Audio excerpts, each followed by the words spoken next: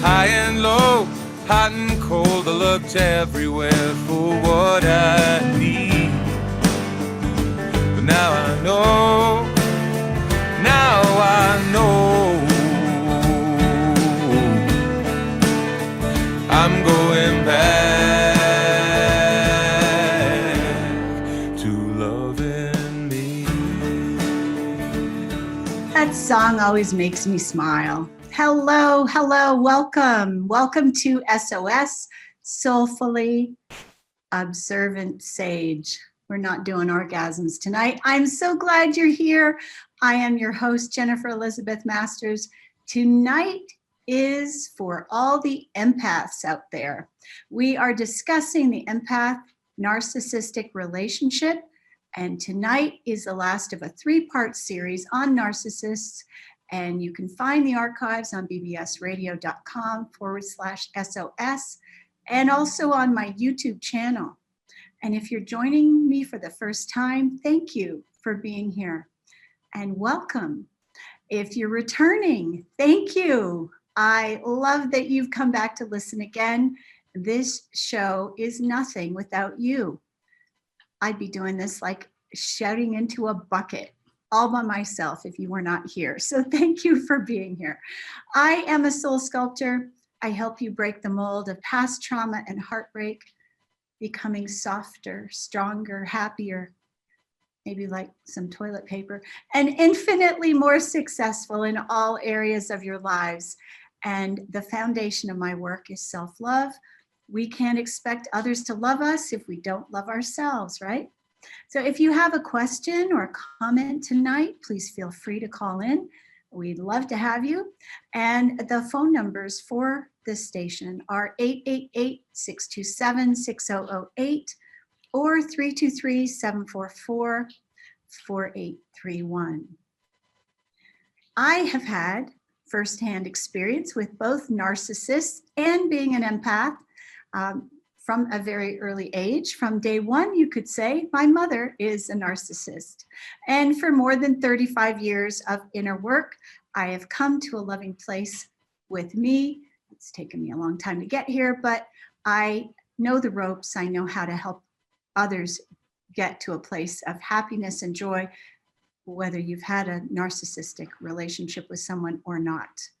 And so I've had a lot of healing work that I've done with myself, and I'm in a compassionate place with my past and my mom, and I'm in the process of healing, in the process of healing my heart. I also healed my body, mind of fibromyalgia, Epstein-Barr, sinus infections, depression, anxiety. The list is long, let me tell you, and codependency. Depression and anxiety. An offshoot of having a mother that's a narcissist is codependency.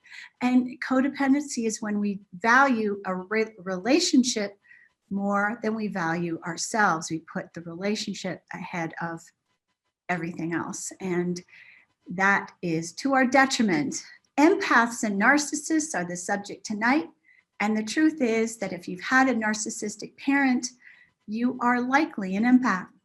If you've attracted narcissistic partners, you are most likely an empath. And you'll discover a lot more about yourself on this show. Trauma from any kind of heartbreak or whether it's sexual trauma or abandonment as a child does not go away. And we have to work through it, heal it. And if we don't, we can develop fibromyalgia, autoimmune diseases, rheumatoid arthritis, bladder infections, sinus infections, pneumonia, depression, anxiety, diabetes, and even cancer. And cancer comes from the deep secrets eating away at us from the inside. Now, if you visit my website, jenniferelizabethmasters.com, you can go to my About page, my About Me page, and see what is possible with the power of the mind and a positive mindset. And you can find my books, Odyssey, Victim to Victory, Orgasm for Life, and Sacred Relationships, all on Amazon and also Audible. So let's look at the empath. Well, the empath is quite attractive, friendly, helpful, willing to get inside the other person's heart. And they often see the potential in others and might even marry someone based on what they see in another person. In other words, marrying the potential. However, the potential doesn't always pan out. And now there are several checkpoints or indicators that someone is an empath. And here's an opportunity to learn more about yourself. So number one, an empath picks up on the interperceptions of others. They hear behind the scenes and they feel the vibe of other people. An empath is very sensitive, even delicate. They can feel another's pain. They can read another's moods and sense energy of the world and even the planet. An empath might talk to plants, trees, or animals, or at least sense their distress. Empaths have a true passion to be helpful. They enjoy finding out about another's needs and desires. Empaths are deeply moved by beauty and nature. And if you are an empath, you might even cry at the first snowfall, viewing a beautiful mountain, a deer, the Grand Canyon, for instance. And most empaths like to hike, be out in nature. They love the arts, the aesthetic side of life, and many empaths are artistic. So we are also drawn to spiritual things. You may have had thoughts like, why am I here? What is the meaning of life? Empaths look for the deeper purpose in life with a rationale that guides them. Empaths are available to the underdog. We have a tendency to help those that are less fortunate. You might help a person in a wheelchair or homeless, disabled, someone that has difficulty with a dog or groceries. You might assist an elderly or ill person with shopping or cooking. Helping people who struggle is something that empaths often do. Empaths can be idealists. You might wonder why people of our country or the earth can't just get along. Why can't we all just get along? You may focus on joy, love, healing. If you're an empath, you likely believe in love. I know I do. But there's a lot of other things that we believe in too. We, as empaths, have probably been scammed before, maybe a few times. Empaths need to be alone. Solitude is the counterbalance to absorbing others' energy. You know, we're like a sponge. Fatigue often plagues empaths due to over-giving or absorbing too much of others' energy in an effort to help them. If you're an empath, you likely treasure your time alone. You need downtime to recuperate. Sounds lovely, doesn't it? It must be great to feel so deeply and to actually know what others are feeling and even thinking, yes? Well, there is a rub. Empaths attract narcissists because they have a desire to serve, and the narcissist loves to be the receiver of the servitude. Narcissists tend to be bossy, controlling, and love to find people they can dominate. Although you wouldn't know it when you meet one for the first time. They can be very charming. The empath is vulnerable to controlling individuals and have a very difficult time saying no. They tend to enjoy being yes people. Yes, yes, yes. And since empaths have such a difficult time saying no, they need to focus on creating healthy boundaries. It could be one of those things that you work on your entire life. They can get in over their heads and often give away too much, often giving away the farm, and may end up sick or overcommitted, and that can lead to sinus infections and other illnesses. So empaths are also very susceptible to guilt, and having a narcissistic mother or father can program us very early to be manipulated by guilt. And guilt, as you know, is one of the lowest vibrating emotions. Well, maybe you don't. It is one of the lowest vibrating emotions. It is something that we do not want to live in or surround ourselves with. it is not a very positive emotion. It's what you consider a negative emotion. And so shame, of course, is another very low vibrating emotion, and that narcissists can serve up steaming hot. Empaths have a tendency to give too much and are over responsible, often taking on the responsibilities of their parent, even parenting their mothers. Does this sound familiar? The downside, well, there is a downside. Emotional fatigue. The fatigue can be so deep that it makes it difficult to get out of bed at times.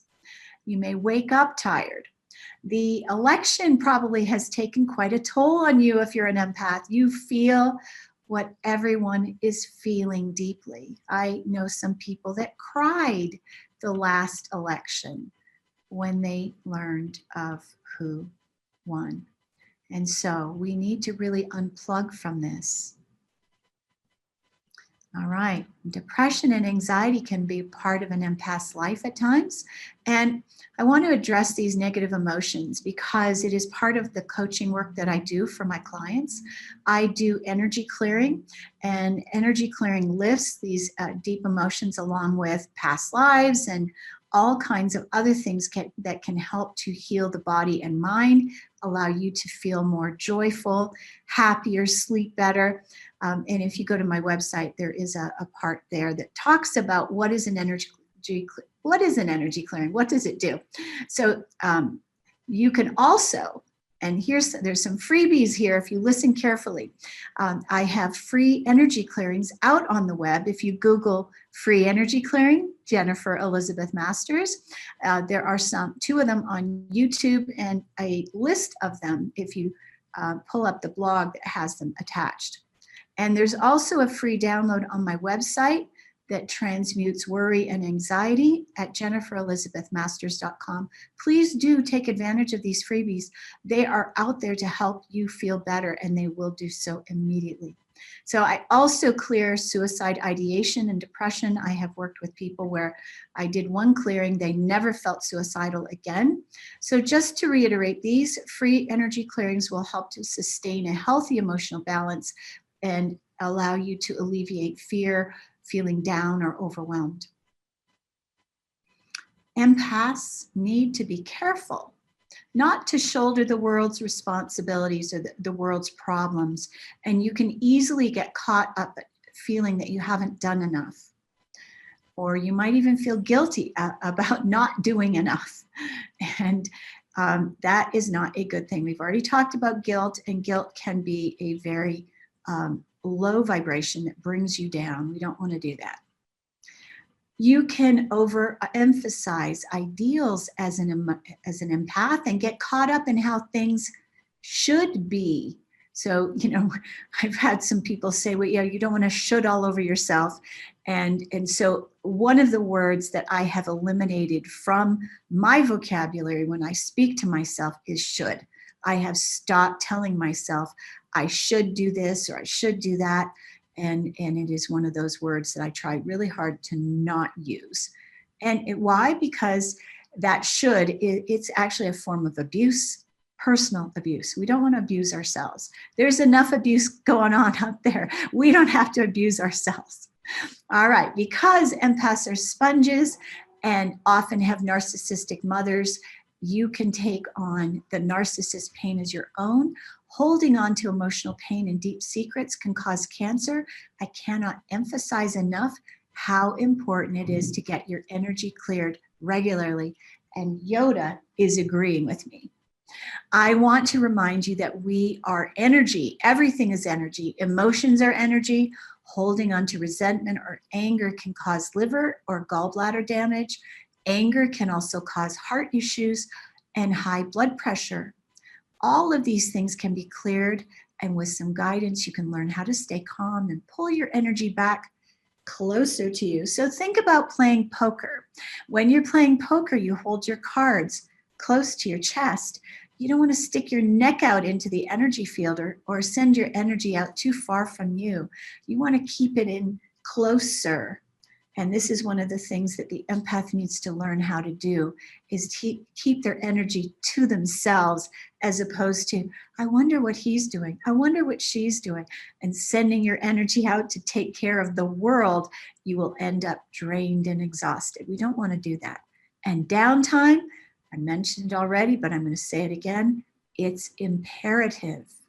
So if you are burning the candle at both ends, getting up early, staying up late, on the internet all day long, or reading and Google searching, you need to really watch that. Guard your energy. And I remember some time ago when I said to a friend, I need to guard my energy. And he said to me, oh, nonsense. Well, he wasn't an empath.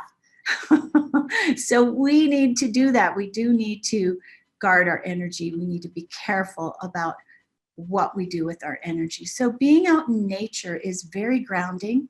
It will allow you to release the emotions that you've held on to. Sitting against a tree can be helpful. It's one of the things that I do, is sit on my butt on the ground with my back up against the tree. And I know it may sound a bit crazy, but I'll ask the tree, can you take away whatever I don't need? Can you take away my pain? Can you take away my sadness? And the tree, it's amazing. And you can just ask for the tree to transmute the energy. Energy can be transmuted. You don't have to have the tree take negative energy on. And there's plenty of ways to release negative energy that we take on from others. A hot Epsom salt bath is another. And if you don't have Epsom salts, throw a handful of just regular salt or sea salt in the water, and that will help you to release as well. You know, boundaries are something that the empath really needs to work on. Learning how to say no is incredibly freeing. It is something that we need to practice. Recognize what is your responsibility and stop trying to fix everyone's unrest or problems. As an empath, you actually predict things that could happen, and you often preempt a problem from happening to make others feel comfortable. I know one of my clients and I were talking about this very thing yesterday. We sense what someone else is feeling. We sense their discomfort about something. And even before they say, could you please, if we're not sitting in our center, if we're not aligned, if we're not grounded, and if we don't have good boundaries, we may reach out and say, oh, it feels to me like you would like me to invite you over, or it feels like you need me to take care of this for you. So when we do that, we're offering our energy for something that hasn't been requested. Stop doing it, because it's a bad habit. Wait for somebody to ask. Allow them to ask. If they want help, then give it. But if they haven't asked, don't go sending your energy out there to fix their problems or their uncomfortableness. It's not your responsibility to fix everyone. You will deplete your precious life force, and I use the word precious, and I mean it. So learn how to say the following, and I'm giving you a few things to practice. Practice, practice, practice. Do role playing, stand in front of the mirror, say these things daily until you become strong enough to do and say them easily with regularity. Are you ready for the first one? No. I'm going to repeat that because I think some of you need to hear it again. No. A simple no works wonders. I can't. You don't need to apologize when you say no. Do you notice how uncomfortable you feel when I start saying the things that you are having difficulty saying? I'm finished. Doesn't mean you have to help. Doesn't mean you have to reach out. It doesn't mean you need to take care of the world. I'm done. I'm not able to continue, fill in the blank. I want you to practice these. So the first one, do you remember what it was? Say it with me. No. Number 2, I can't. Number 3, I'm finished. Number 4, I'm done. 5, I'm not able to continue. Don't feel guilty about saying no. And if you have overcommitted, it's okay to change your mind. It's okay to decide, I have overcommitted and I said yes when I really meant no. How often do you say yes when you really mean no? I know lots of us women. Okay, guys, now don't listen to this, okay? How many times have you had sex when you really didn't want to? How many times did you agree when you really didn't want to? I know. All right. We're kind, right? In servitude. And just what the narcissist loves. Now, I got to tell you, this could be men. I have male clients that have had narcissistic partners. So, it's both sides of the coin here. We are bipartisan. The characteristics of the empath can be used against us. We have to stand and stay on guard. An empath makes us a great target for the narcissist that loves to be served, cared for, loved, taken care of. And early on in the love bombing stage, it can feel idyllic if you're in a relationship with a narcissist, even though their stories seem to sound bigger than life, almost unbelievable. We see their potential and we want to fix their internal pain. It sounds as if the relationship with the empath and narcissist is idyllic, doesn't it?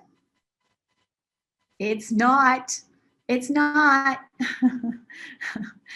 The empath takes the burden of the narcissist. We support them. We laugh at their jokes. We listen intently to their stories. What we are supporting is a lie because this is not the truth of who they are. You, in a narcissistic relationship, are in a war. There may not be guns and ammunition, but you're in a war with the narcissist. This is a battle for your sanity. And you may have felt absolutely batshit crazy. I know I did for a long while, and I wrote an article, you can Google it. I used to feel batshit crazy. Yes, that's what the article was called. And I talked about that. So what are the 3 best kept secrets of dealing with the narcissist? Well, number 1, the narcissist will bring you to your knees. They may be beautiful, they may be handsome, they may be sexy, the sex may be amazing, but they will bring you to your knees. You will wonder where the you that you used to be went.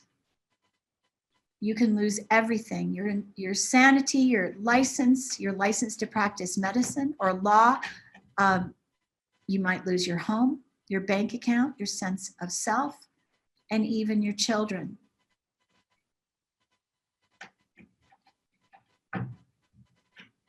I'm not kidding. What is going on in my house? Cut it out, you guys. Geez, while I am here on the radio, my cats are having a war.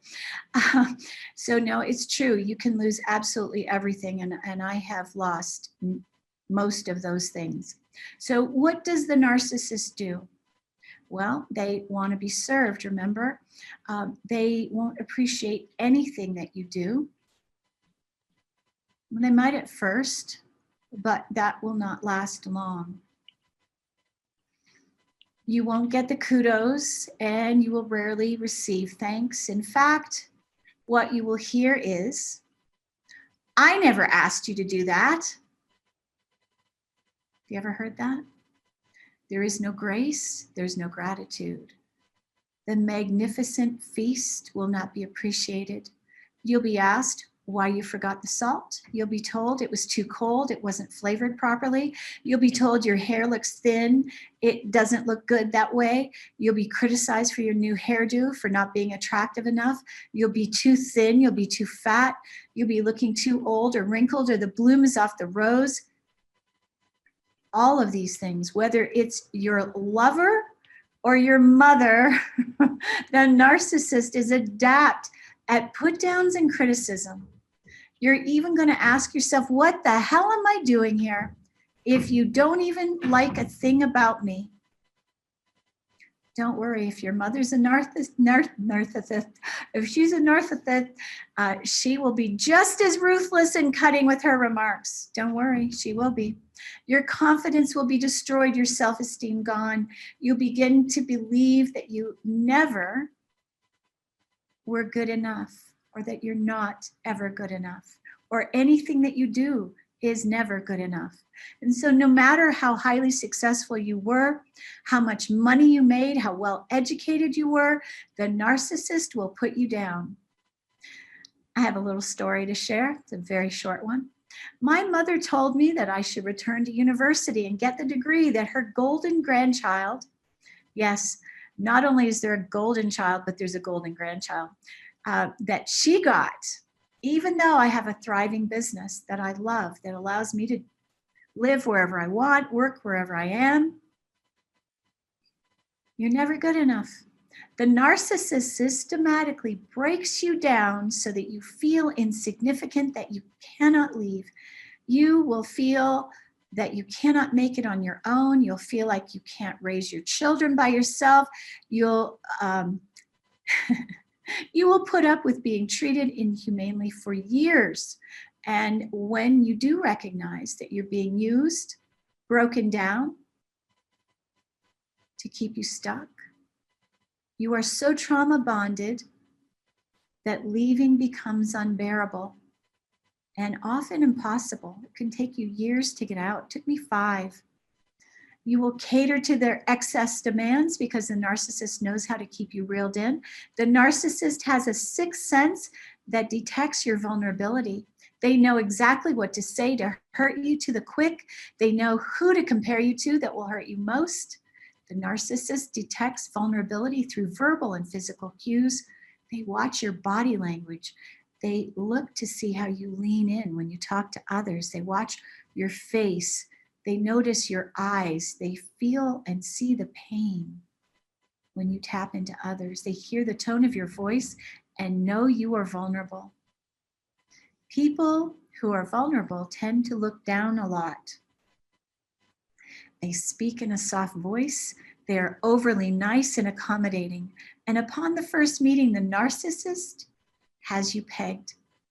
The narcissist can tell if you're a target and a good candidate. They watch your behavior. They know that you have a high level of trust of others. You are compassionate, cooperative, tolerant.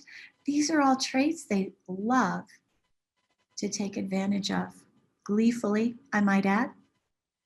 The narcissist uses the empath's vulnerability to reel them in and keeps you enmeshed in a toxic partnership.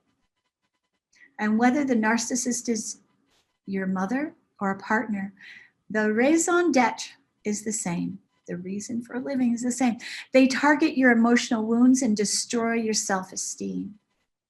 If you've been hurt in the past or have a history of choosing partners who end up being detrimental to your well-being, know this cycle can be broken. I did it. Stay till the end and we're going to address what you can do. I did it, and I help my clients to overcome their past, break free of the narcissistic toxicity. The narcissist will isolate you from friends and family. They make friends and family the enemy. And I'm going to share a personal story. It happens systematically and makes you wonder what happened. Well, I was 7.5 months pregnant. I was married to Bill Gates, and we moved to England. And I had sciatica. And though he made tons of money, he refused to buy me a car, and I had sciatica. I was unable to walk for more than an hour and a half in the morning. I had to take a taxi, a train, a subway, another train, and then walk almost a mile to my doctor's office. He refused to buy me a car. And then what did he do when my family wanted to come visit?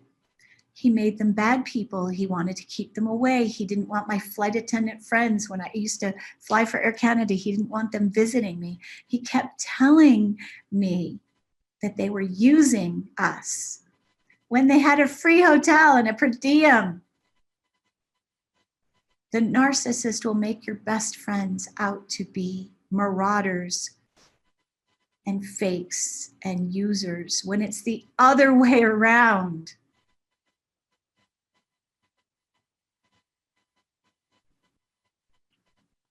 So there's more on that one. He wanted me to drive him to the airport and pick him up. And even after I had the baby, my second son, and I was breastfeeding, you know what that's like. You've got about an hour and a half in between feedings if you're lucky. And he wanted me to pick him up at the airport. He didn't want me to have a car. He liked being adored, the adoring family coming to pick up my husband. All right, so you've probably heard of the love bombing. Oh, I love you so much. I love you. I love you. This is a phase that ends miserably. And when that stops, the narcissist likely is having an affair with someone else. They blame outside influences for your troubles. They will blame your parents, your grandparents, your siblings, your best friends, and even your children. Cutting you off from your family and friends, not even allowing family to visit, even at the wedding. Once in isolation, away from support, the narcissist offers the silent treatment, doesn't even speak to you, turns you away. And when you want sex, no. They withhold love, affection, and anything that makes you feel good. They'll criticize and abandon you. So this is like the narcissist in the narcissist behavior is like the North Korean torture methods in the 50s. In the prisoner of war camps, American soldiers were put in animal pens no more than 3.5 feet high.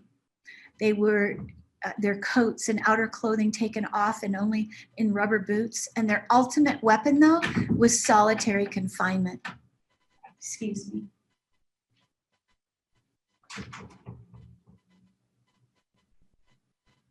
Told you my animals are having a war here. Okay, so, but the ultimate weapon, solitary confinement without emotional support, and then negativity in its most intense form. The soldiers were stripped of everything. They had nothing to live for. They were told their families didn't love them, and they subsequently lost belief in themselves.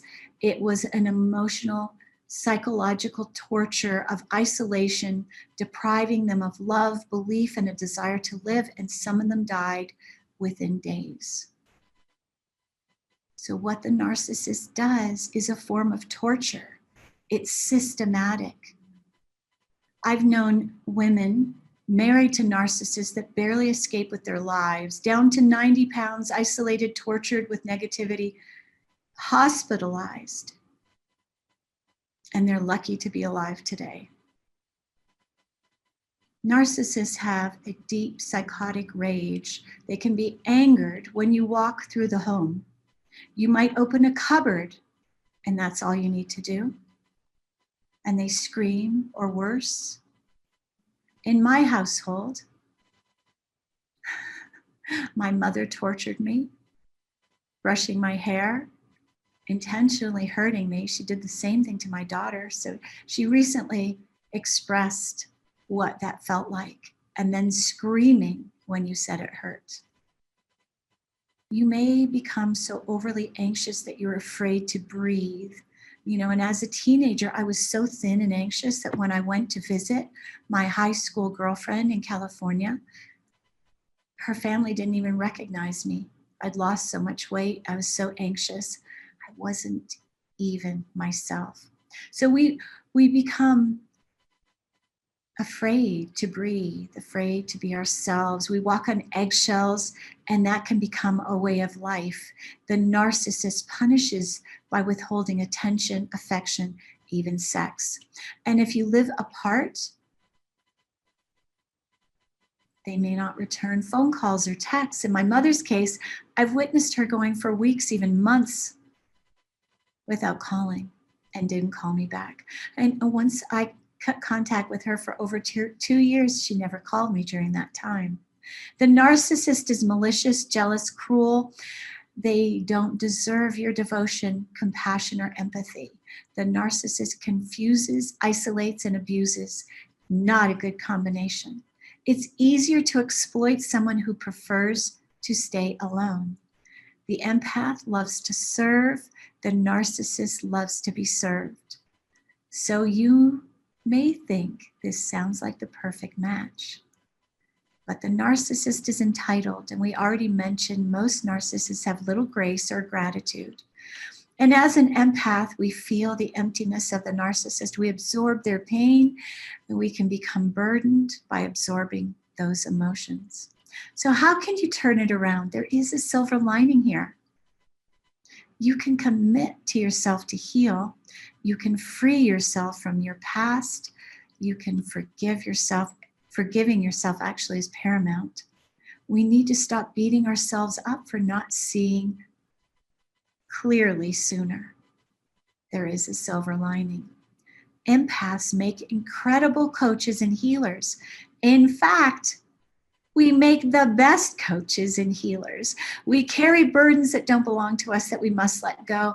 We can feel uncomfortable when others are in pain. We feel what our clients are going through. We are beautiful, kind, and loving. The empath loves wholeheartedly, and it's an amazing thing. But you need your batteries charged regularly. And if you have to deal with a parent that is a narcissist, there is a way. Make your visits short and sweet. Retreat to solitude and nature in between. Tell them that you love them. They love to hear that. We all do. So remember, chronic fatigue can result if you don't retreat and recharge in solitude. Meditation helps a great deal. Daily meditation will help you tremendously. Sitting in silence daily helps you to recharge. Turn off the television and the social media. There can be too much emotional charge that you absorb with social media and the news especially. You are a highly tuned creature. You have beautiful gifts. You might hear things. You might communicate with animals, birds, cats, dogs. You see lights. You hear sounds that no one else hears. You feel what the trees feel. Connect deeply to mountains, streams. Being close to nature is the fastest way to resolve this deep burdening of emotional overload. So don't forget to ground yourself. Do it every day. So we're going to do a little grounding meditation to give you an idea of what you can do and what that will allow you to release. And that's one of the ways that you can do so. So what I'd like you to do is uncross your arms and legs. Sit up straight if you're sitting in a chair. If you're not, you can do so laying down, but it's a little easier to envision this when you're sitting up. So I'd like you to envision white light coming through the top of your head. And this white light is healing, pure energy. Healing energy coming through the top of your head, relaxing your crown, relaxing your eyebrows, relaxing your eyes, relaxing your sinuses, coming through your face, relaxing all your facial muscles, your jaw, relaxing your throat, relaxing your neck, coming down through the top of your chest, clearing anything in its path, coming down to your heart chakra, warming your heart, opening your heart. Envision your energy field getting stronger. going down through your abdomen, down through your torso. This energy moving down through your thighs, through your knees, through your calves, through your feet, down, down, down into the center of the earth, grounding deeply into the earth, allowing you to grow roots like a tree, to ground you deeply into the earth. Expand those roots out in every direction, feeling stronger as those roots grow. And now take a nice slow inhale, and as you do, your energy is cleansed, coming back, transmuting all negativity back through the center of your feet, through your ankles, through your calves, through your knees, through your thighs, through your torso, up into the bottom of your heart, resting there and allowing the energy again to come through the top of your head, down through your third eye, through your nasal passages, your sinuses, clearing anything in the way that needs to move,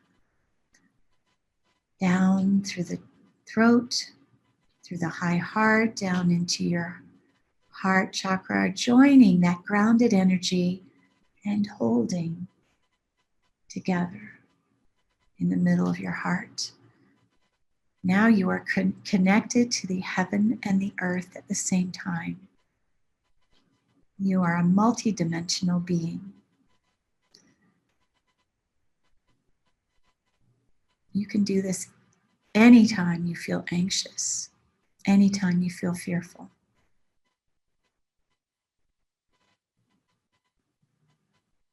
Now breathe normally. Allow yourself to come back to the room. Your energy strengthened, expanded, feeling beautiful, feeling loved.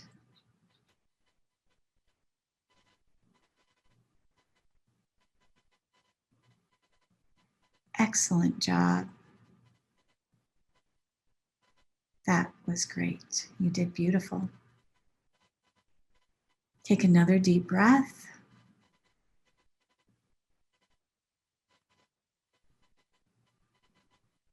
Beautiful. So the number one thing we have to do if we begin to heal and we want to heal is to make a commitment to ourselves. A commitment is like a pact. It's like a contract with ourselves, but it's higher than that actually. It's a good thing to write down in your journal. I commit to my healing. I commit to loving myself. And I promise to do the best I can every day to love myself as I am. Loving ourselves does not mean that we have to change who we are. It's the exact opposite. We're actually becoming more of who we are, more authentic, instead of having to be the chameleon, which if you are an empath and if you've been in a narcissistic relationship, you've probably been the chameleon. Oh, you want me to be green? I'll be green. You want me to do cartwheels? I'll do cartwheels. That's what we do when we try to please other people. We have to stop doing that. So part of the commitment is honoring yourself. And self-love is the fastest path to healing from narcissistic abuse. I have several systems that I use to heal trauma of a mother who's a narcissist, and I'm going to share a couple of those things with you now. Cutting cords and pulling hooks is another. You have a heart tie. It is in the center of your chest, so you grab the heart tie, close your eyes, think of the person that you want to release, extend your arm away from your body, open your palm, I release you with love. And you can use invisible scissors to cut cords, and then we have hooks here. We want to release with love, always with love. You don't want to release with vengeance or anger. We're releasing with love because we don't want anything negative coming back to us. That feels good, doesn't it? So after spending time with someone that is an energy vampire, and how do you know? Well, you feel exhausted after spending time with them. You may feel drained, bombarded actually. So be sure to unplug and cut the cords. And that's what I did with you just then. All right, so you know I always have a segment on It's All Bullshit. My book will be out next year. There has been a slight delay. It is not ready to be birthed just yet, but I have another book coming out later this year. All right, so the It's All Bullshit segment. What is bullshit about a narcissist or an empath? Well, you may want to save him or her. You may even stay in the relationship long after you knew it was over. You stay because you want to save them. You might want to be the hero. You stay because you want to fix them and make their pain go away, but you cannot fix or save a narcissist. You cannot heal them. And for a narcissist to heal, they have to be willing to look deep inside at their light and dark and what happened as a child. Honestly, but they can't. They cannot see the truth inside themselves. A narcissist will not go to therapy. There is nothing wrong with them in their mind. They are good.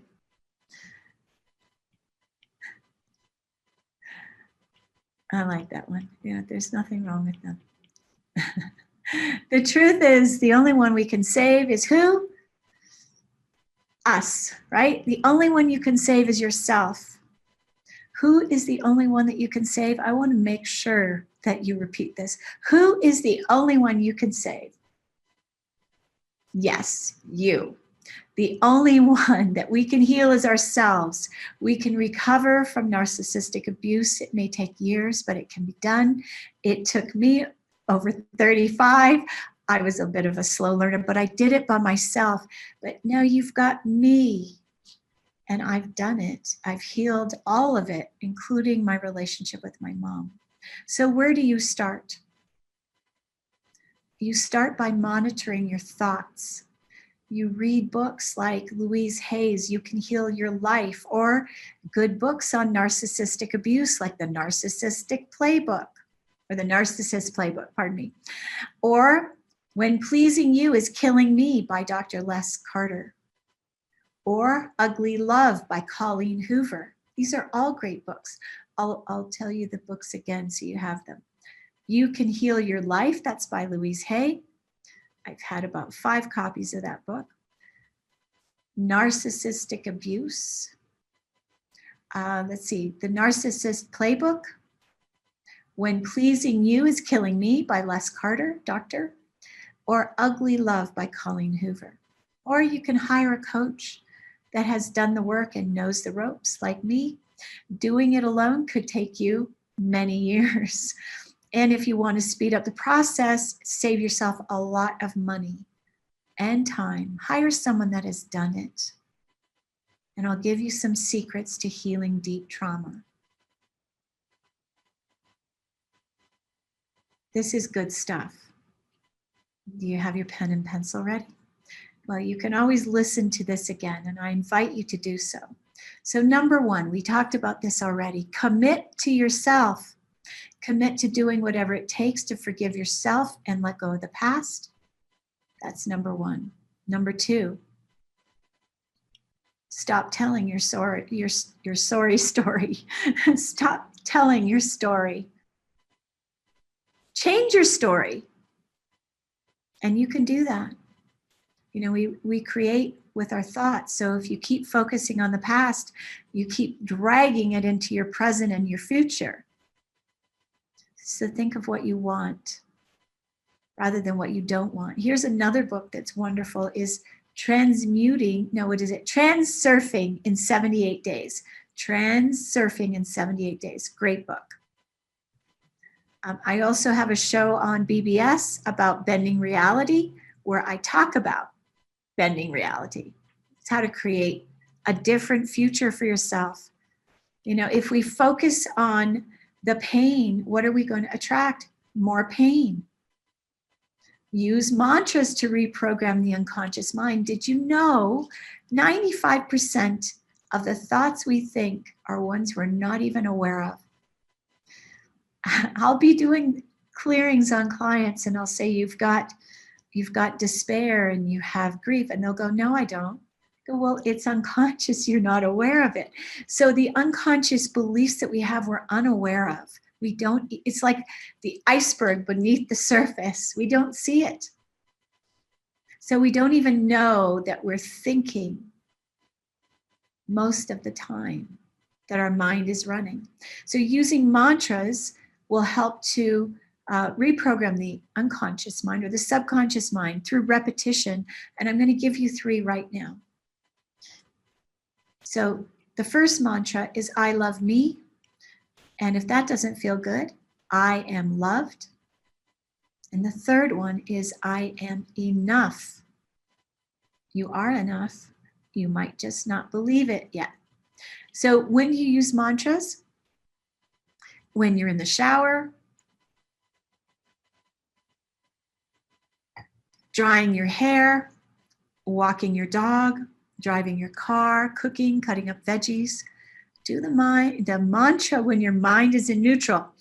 You know, driving a stick, you ever driven a stick shift? You put the stick in neutral. It doesn't, your car doesn't go anywhere, right? Sticks in neutral. That is what we do with the mantras. We're doing mantras when the mind is in neutral.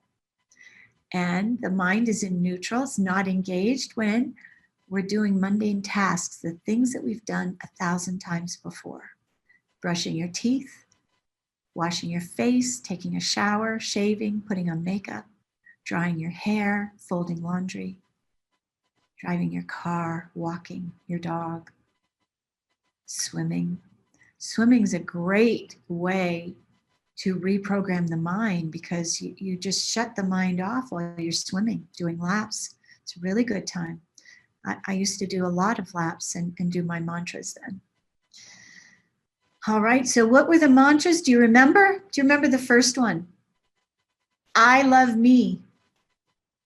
I love me. And you could, hug yourself. I love me. That could work very well.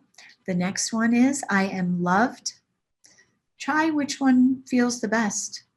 Repeat it slowly, gently in the background of your mind. Just float it through the background of your mind. And then the third is, I am enough.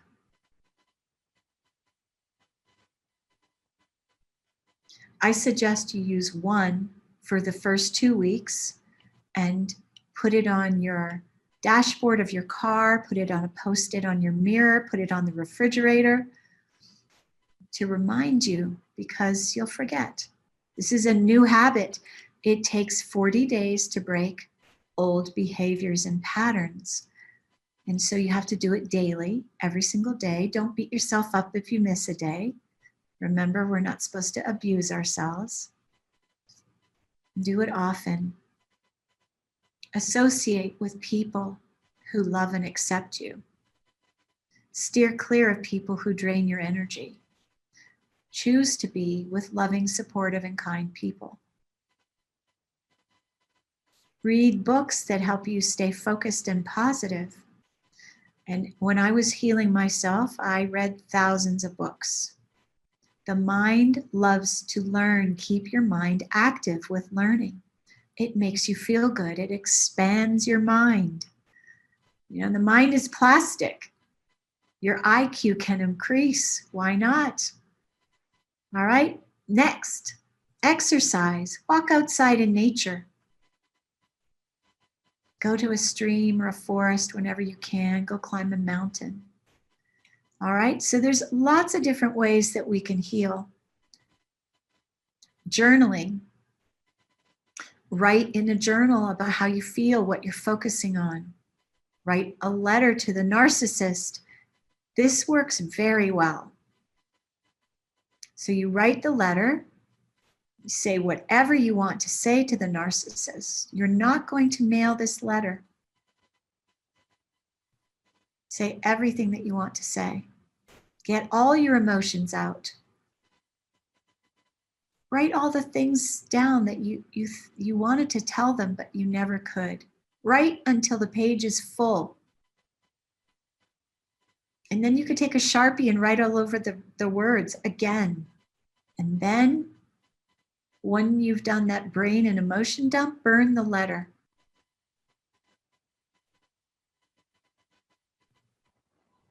If you want to get rid of the person, you can flush the letter.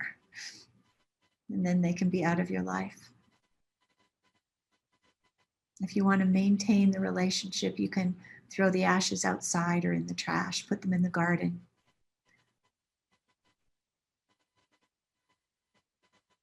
Do not give up on yourself. Avail yourself of free resources on my website. I have a ton. Over 1,100 blog articles and books on Amazon, as well as YouTube videos, hundreds of YouTube videos. And I'm in different clothes and everyone is different. It'll give you something to do. Watch a video every day. You'll be busy for a while.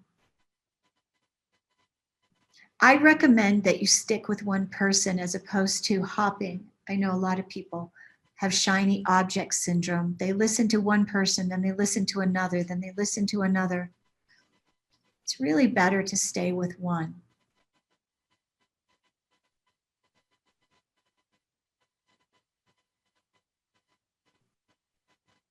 Keep a soft focus when you think of yourself. Think of yourself as a newborn baby. If you have ever had a child or held a child, remember what they were like when they were babies, how sweet they were. When they cried, would you beat them up? When they pooped, would you beat them up? Of course not. So don't beat yourself up. Be kind to yourself with your words, your thoughts, your deeds. I cannot tell you how many people that I work with continue to criticize themselves. Stop completing the narcissist's dastardly job. Stop it. If your thoughts aren't kind, change them. Use your imagination. Remember what Einstein said? You cannot fix a problem with the same mindset that created it. So you must use a different mindset to heal. You cannot beat yourself up like you've been beaten up by others.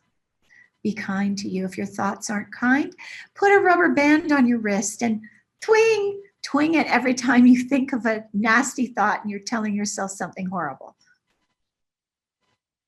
I did that for a while. I think I did it for about 3 days and I went, I'm not doing this anymore. It did help though. It really helped. It was a pattern interrupt. That's what we need. So if you have trouble staying on track, do the rubber band thing. And you know what? I've said this so many times. I think somebody created a new product. They took my idea and ran with it and they're selling this product. All right. So remember that we create our health with our thoughts and our emotions. Get an energy clearing regularly. There's free energy clearings out there. And I have some packages that are very reasonable. There's Infinite Everything that has 19 energy clearings in it. It will help you heal relationships. It'll help you think very differently about why you got into these relationships. There's so many wonderful things in that package, Infinite Everything. 19 energy clearings and a bonus of healing the birth trauma. It walks you through the birth and a rebirth from a very different perspective place with a healed mom. It's really powerful. And the Infinite Everything package with the 19 energy clearings is only $97. It's on my website. And if you can't find it, email me at jenniferelizabethmasters@gmail.com.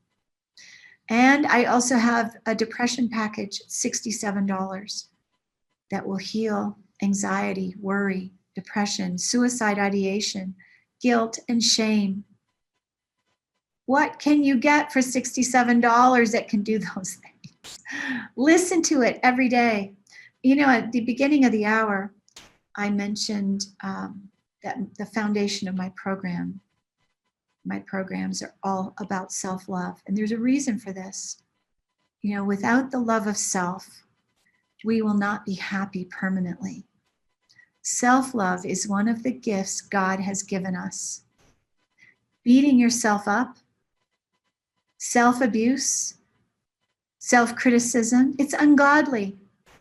You are trashing yourself by beating yourself up, which is why you feel so fucking awful. Stop doing that. I don't know about you, but I love me. And I'm going to suggest that you get back to loving you too. I love you.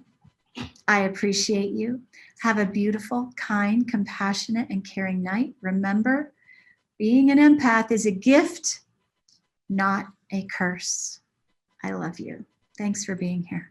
I'm going back.